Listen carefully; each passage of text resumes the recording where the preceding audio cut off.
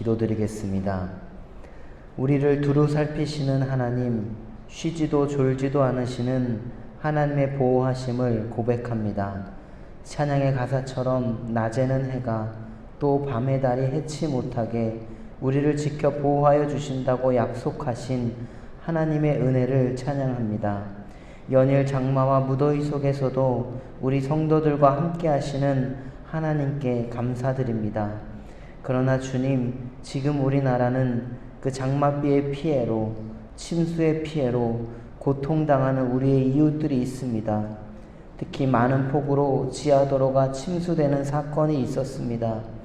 많은 제방이 무너져 마을 전체가 잠기는 일도 있었습니다. 산사태로 생사를 알 수 없고 터전을 잃은 사람들도 있습니다.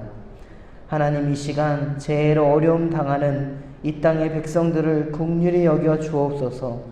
사고로 가족들을 먼저 보내야 하는 슬픔 가운데 있는 유가족들, 삶의 터전을 잃어버려 망연자실한 사람들, 그 외에 이런 피해로 인한 트라우마로 고통 가운데 있는 사람들에게 하나님의 참 위로와 사랑이 가득하게 하여 주옵소서. 저들의 눈에서 눈물을 닦아주시고 저들의 삶을 우리 하나님께서 인도하여 주옵소서. 기후변화로 인해 지구가 몸살을 겪고 있습니다. 우리의 터전인 이 땅을 소중히 생각하고 땅을 다스리라는 하나님의 명령을 기억하면서 하나님의 형상인 우리들의 터전인 이 땅을 잘 지킬 수 있도록 도와주옵소서. 특히 우리 안에 있는 욕심을 거두게 하옵소서. 욕심이 지나쳐 우리의 탐욕으로 변하였습니다. 이 탐욕은 우리를 집어삼키고 우리가 하나님의 자녀로서 하나님의 형상을 따라 서로 사랑하고 위로하며 살아가는 것을 어렵게 하고 있습니다. 이 탐욕을 거두어드리고 오직 예수 그리스도의 십자가의 은혜, 겸손의 왕으로 이 땅에 오신 예수님의 모습을 따라 살아갈 수 있도록 도와주옵소서.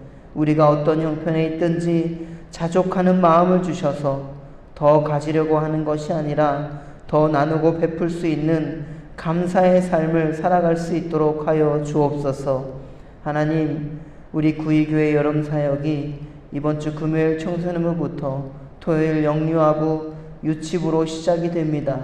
그동안 준비했던 많은 시간을 하나님께서 인도하여 주시고 각 부서의 교육자들과 부장님, 선생님들 한마음 한뜻으로 합력하여 선을 이루어 이 사명 잘 감당할 수 있도록 하옵소서. 특히 다음 세대들 많이 참여할 수 있도록 그 마음과 환경을 열어주시고 우리 다음 세대들이 세상이 말하는 성공보다 하나님의 나라를 소망하며 살아갈 수 있게 하시고 이번 여름 사역을 통해 저들의 삶에서 올바른 선택할 수 있는 지혜를 주셔서 하나님의 은혜를 가지고 이 세상에 소금과 빛이 될 수 있도록 하여 주옵소서. 여름 성경학교와 수련회를 통해 하나님을 깊이 인격적으로 만나게 하옵소서. 이 시간 두려움과 연약함, 우리의 모든 괴로움을 아시는 하나님, 지금 이 시간에도 고통 가운데 있는 우리 성도들이 있습니다. 항암 치료 중에 계신 성도님, 무릎 수술을 앞두고 전신 마취를 해야 하는 상황 속에서 두려움 가운데 계신 성도님의 어머님, 입원 중에 계신 성도님, 육신의 연약함으로 인해 어려움 가운데 있는 모든 성도님들을 치료하여 주시고 회복시켜 주옵소서.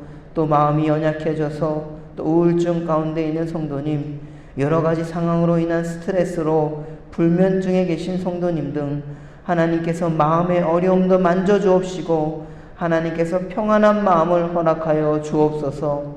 군에 입대하는 자녀들이 있습니다. 또 무더위 가운데 훈련을 받고 있는 자녀들이 있습니다. 그 자녀들을 지켜주시고 군생활 동안 좋은 사람들을 많이 만날 수 있도록 주님 허락하여 주옵소서. 하나님, 세계의 많은 분쟁과 재난, 기근 등 어려움들을 하나님의 긍휼함으로 도와주옵소서.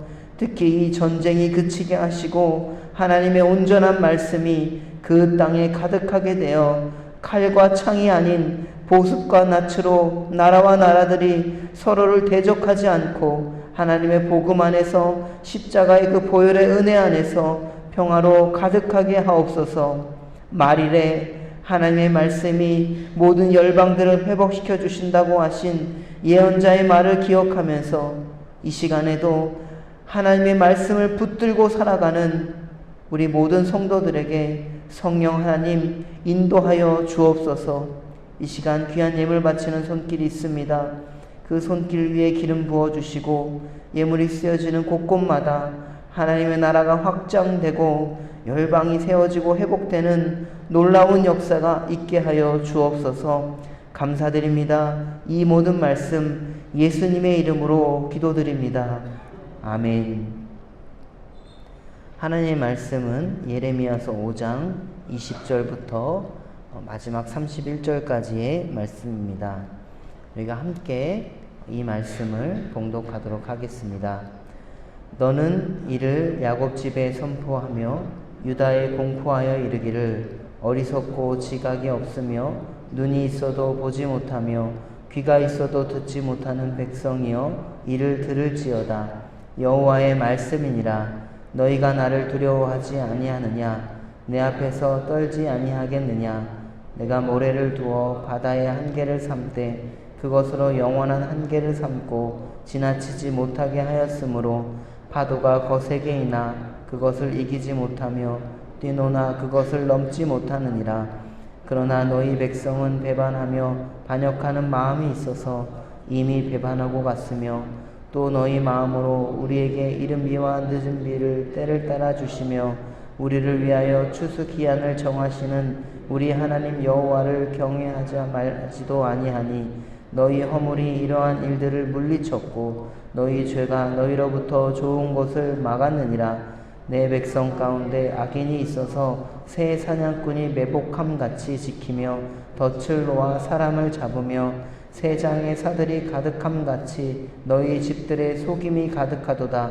그러므로 너희가 번창하고 거부가 되어 살지고 윤택하며 또 행위가 심히 악하여 자기 이익을 얻으려고 송사 곧 고아의 송사를 공정하게 하지 아니하며 빈민의 재판을 공정하게 판결하지 아니하니 내가 이 일들에 대하여 벌하지 아니하겠으며 내 마음이 이 같은 나라에 보복하지 아니하겠느냐. 여호와의 말씀이니라.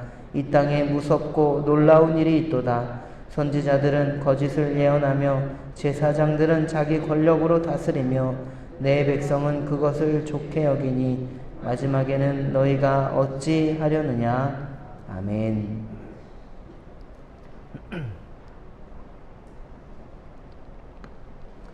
할렐루야.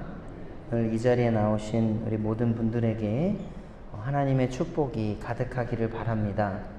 또 오늘 이 새벽에 기도하시는 우리 성도님들의 그 기도 제목 가운데 그 모든 기도 제목들 또 주님의 때 주의 방법으로 응답 받으시기를 주님의 이름으로 축복합니다. 하나님께서 이스라엘 백성들을 책망하시는 것은 그 책망이 다가 아닙니다. 우리들도 여러분들 다 자녀를 길러보셨을 테니까 자녀들을 꾸질할 때가 있습니다. 그런데 그 꾸질함이 끝이 아니죠. 꾸질함만 있는 게 아니고 꾸질함을 준 이후에 자녀들이 돌이키면 엄마 아빠 죄송해요. 제가 앞으로 그러지 않겠습니다. 라고 이야기하면 아마 그 돌이키면 아마 우리 부모님들은 어떻게 할까요? 힘껏 안아주겠죠. 그리고 더 많은 사랑을 해주실 것입니다. 저도 어렸을 때 그런 경험들이 있고 또 부모가 된 지금 제 자녀를 양육할 때도 때로는 제 자녀가 올바른 길로 가지 않는다면 꾸지람을 주고 그 후에 돌이키면 힘껏 안아주며 대해주고 있습니다. 여러분, 이 예언자 또 예레미야서의 그 예언자가 말하는 결론은 무엇입니까? 하나님께서 책망해 주시지만 다시 일으켜 세워주신다는 것이죠. 소망과 희망의 메시지가 있다는 것입니다.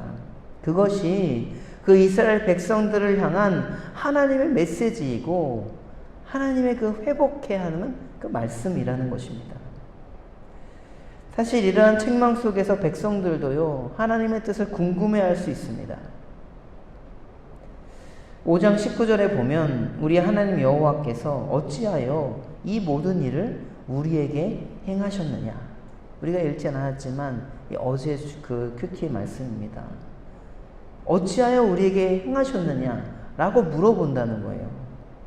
그래서 그에 대한 대답들이 19절 후반부터 오늘 우리가 읽은 본문들의 그 대답이 기록되어 있습니다. 첫 번째 대답은요, 여호와를 버리고 너희 땅의 이방 신들을 섬겼은즉 이와 같이 너희 것이 아닌 땅에서 이방인을 섬기리라. 이 19절 후반절에 이야기하고 있습니다. 여러분, 이 말은 무엇입니까? 이 내 집에서 내가 주인인데 다른 사람들에게 주인 행세하게 놔두는 것이죠. 하나님께서 그 땅의 주인이시고 하나님께서 그 땅을 허락해 주셨는데 그곳에서 이방인에게, 다른 신들에게 이 제사를 지내는 것은 이 자신의 땅을 갖지 못하고 그 이방인들에게 종살이 하는 것을 이야기하는 것입니다. 그리고 두 번째 대답은요, 이 오늘 우리가 읽었던 20절부터 25절에 기록되어 있습니다. 하나님께서는 야곱과 유다 전체에 빠짐없이 이 말씀이 전해져야 한다 이야기하고 있습니다. 그들에게 책망이 다가오는 이유에 대해서 21절에 보면요, 다른 신들, 생명이 없는 신들을 섬겼다는 것. 22절에 이 창조주에 대한 그 하나님에 대한 그 신앙을 저버렸기 때문에, 또 23절에 그들이, 하나님의 백성들이 하나님을 떠나갔다는 것, 또 24절에 씨를 뿌릴 수 있도록 비를 주시고 이른 비와 늦은 비를 주시는 그 하나님께 감사하지 않았다는 것. 여러분, 이 모든 것들을 간추려 보면 그 원인은 무엇입니까? 바로 이스라엘 백성들의 죄 때문입니다. 25절입니다. 너희 허물이 이러한 일들을 물리쳤고 너희 죄가 너희로부터 좋은 것을 막았느니라. 이 죄가 이 원인이라는 거예요. 하나님의 자녀들의 그 죄가 좋은 것을 하나님의 자녀들에게서 멀리 떼어놓았다는 거예요. 여러분, 우리 자녀들도 부모님들인 여러분에게 계속 잘못을 한다면, 거짓말하고 속이고 계속해서 잘못한다면 아무리 좋은 것을 주고 싶어도 그러지 못하는 경우가 있지 않습니까? 여러분, 하나님의 그 책망의 원인은 바로 하나님의 백성들에게 있습니다. 그런데 그들은 왜 하나님께서 우리 자신을 버리셨느냐라고, 왜 책망하시느냐라고 물어보기 때문에 하나님께서는 예언자를 통해서 그 대답을 해주시는 것입니다.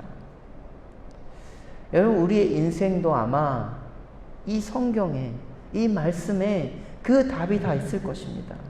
내가 지금 나아가는 이 모습들, 아마 이 성경을 보면, 이 말씀들을 보면 그 안에 우리가 어떻게 나가야 하는지 그 해답들이 이미 있다는 것입니다. 그렇기 때문에 우리는 하나님 경외하기를 회복해야 됩니다. 하나님 사랑하기를 회복해야 됩니다. 또 세 번째 대답은요, 26절부터 29절에 기록되어 있습니다. 26절을 보시면 백성들 가운데 너무나도 많은 악인이 있다는 겁니다. 여러분, 그 악인들은 어떤 사람이냐? 이제 예를 들어 이야기하죠. 마치 새 사냥꾼처럼 매복하고 덫을 놓고 사람을 잡는다. 이 사냥꾼은 어때요? 많은 이 새들을 잡았으니까 그 자신의 새장에 새들이 가득하죠. 그들의 집이 속임이 가득하다는 거예요. 여러분, 사냥꾼은요, 이 수단과 방법을 가리지 않고 그것들을 잡으려고 하는 것입니다. 그런 것처럼 어때요? 그 짐승들이 혹은 그 사람들이 걸려들기만을 기다리고 수단과 방법을 가리지 않고 속여서 그 소유나 생명을 취하는 사람입니다. 여러분, 우리가 하나님의 형상으로 태어났다고 하나님께서 말씀해 주셨는데, 하나님의 형상으로 지음받은 우리들이요, 서로를 존귀히 여기지 않고 자신의 탐욕을 채우는 도구로 우리가 삼는다면, 그 예언자는 그들의 모습이 마치 사냥꾼과 같다라고 그 이스라엘 백성들의 그 타락상을 고발하고 있습니다. 여러분, 하나님에 대한 사랑의 회복 이후에 이루어져야 하는 것이 바로 무엇이냐면요, 우리가 먼저 하나님을 경외하고 하나님을 사랑하겠습니다. 그 회복이 이루어진 다음에 이루어지는 것이 바로 상대방과의 회복이 이루어져야 된다. 여러분, 우리나라를 봐도요, 마치 사냥꾼이 새를 노리는 듯이 사람들이 서로가 서로를 노리는 일들이 비일비재하게 일어나고 있습니다. 서로가 서로를 속이죠.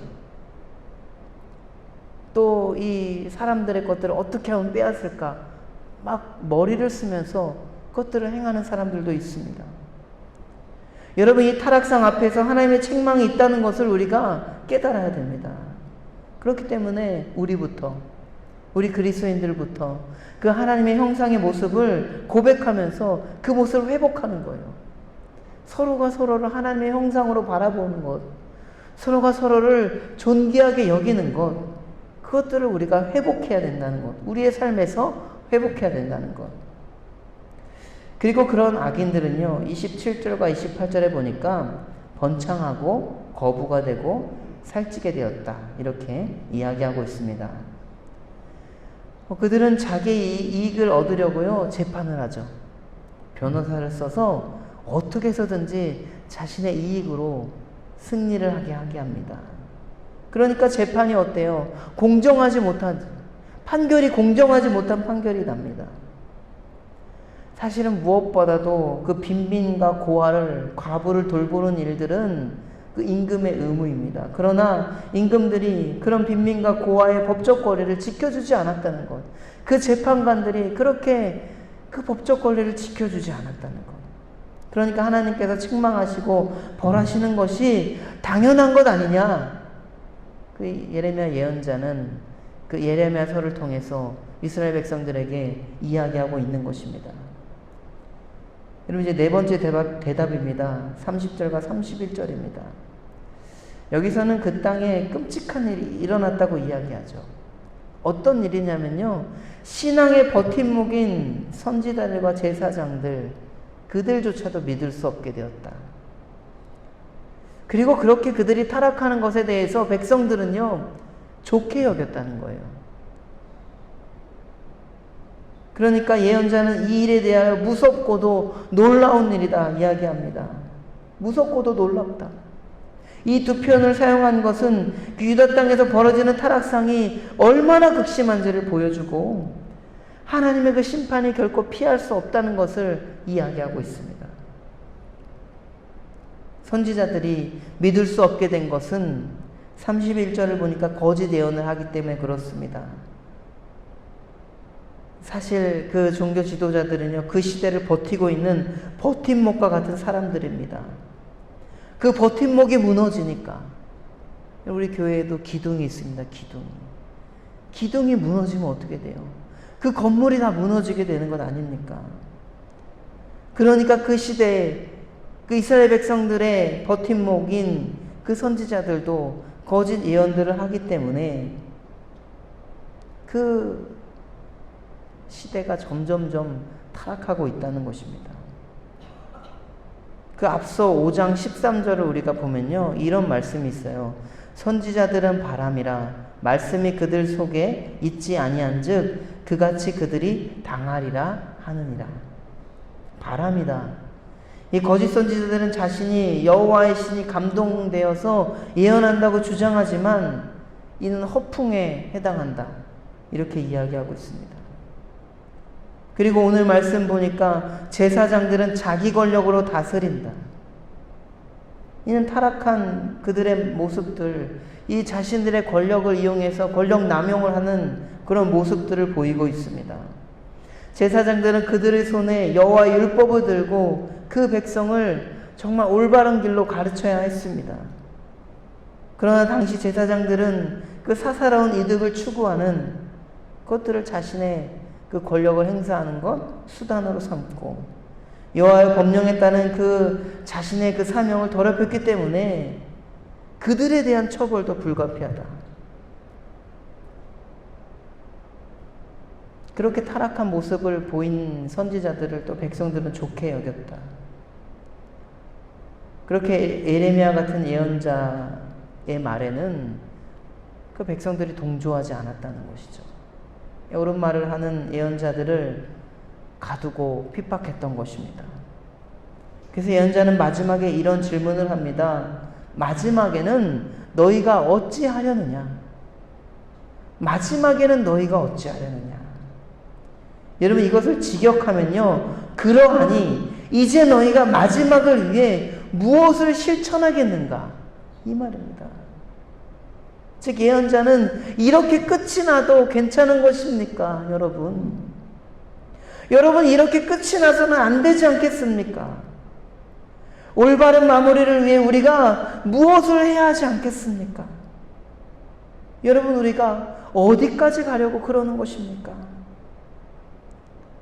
이런 여러 가지 해석을 남기면서 이스라엘 백성들에게 회개를 촉구하고 있습니다. 사랑하는 성도 여러분, 우리는 오늘 이 말씀을 통해서 그냥 저 먼 그 예레미야 시대의 그 말씀이 아니라 이 말씀을 통해서 우리가 깨달을 수 있는 것이 있습니다. 첫 번째는요, 책망의 책임이 전적으로 우리에게 있다는 것을 우리가 먼저 고백해야 된다는 거예요. 하나님께서 우리를 좋은 곳으로 인도하시려고 하지만 우리가 하나님을 멀리했다는 것을 우리가 인정해야 된다. 이 말은 무엇입니까? 우리가 책임을 전가하는 사람 되어서 안 된다는 거예요.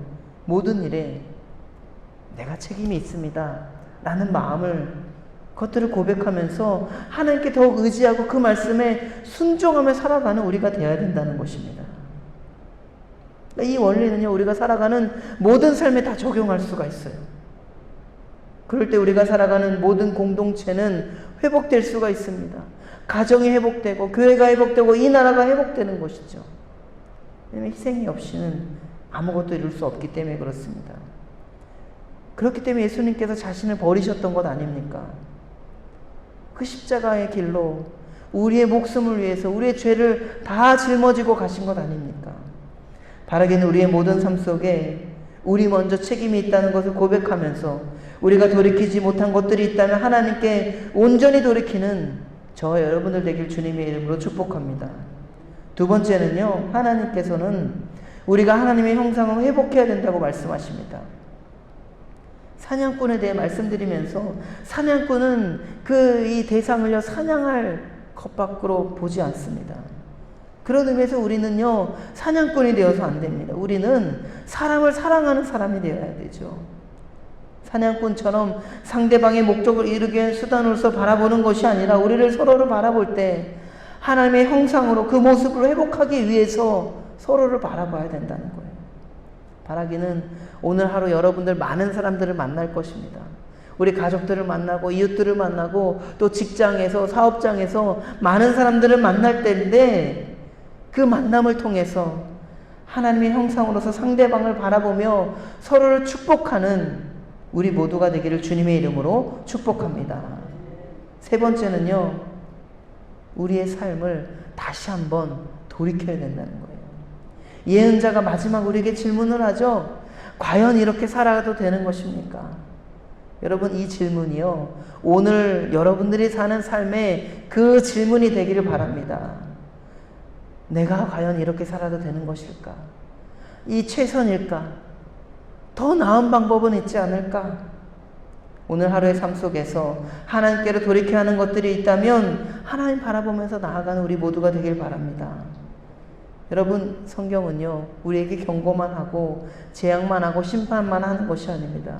우리가 진심으로 돌이킨다면 하나님께서 우리에게 베풀어 주시는 그 하나님의 은혜, 하나님의 그 사랑, 놀라운 것들이 우리에게 허락되어 있다는 것을, 좋은 것을 누릴 수 있다는 것을 알려주십니다.